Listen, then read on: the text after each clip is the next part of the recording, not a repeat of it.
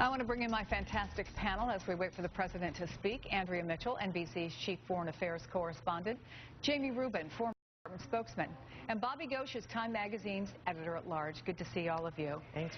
Andy, let me start with you and have you set the stage. What's going to happen today, the president in the United Nations General Assembly? The president is going to give a very tough speech in the General Assembly. He's going to say that containment is not an option regarding Iran. But these words are going to be contradicted by the fact that he's leaving so quickly and by the criticism that he's not meeting with foreign leaders. I think they could have made the argument that he's not going to be here when Netanyahu arrives for Thursday's speech.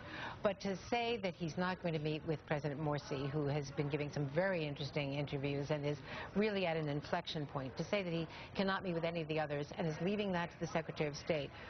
This is the first time, and in election years, past presidents in both political parties have met one-on-one with foreign leaders, and we're at a very important juncture. So let's talk about the political calculation. Obviously, the campaign made a decision. They didn't want the possibility of any bad news coming out of any of these meetings, right? And I think they were very concerned about the meeting with Netanyahu. They felt that Netanyahu made it really clear where he stood in that meeting with Mitt Romney in Israel, and that Netanyahu was trying to put a finger on the scale, if you will, and get involved in American politics, and they want to make it very clear to him.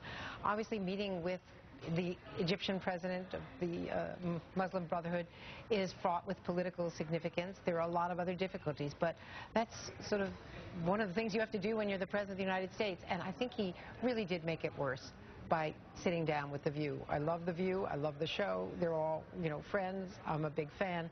But this was not the moment to sit down with The View. That's done by Mitt Romney, by Barack Obama, by everyone else. They do these kinds of interviews, but not this day and at this time. Jamie Rubin, there is a schedule.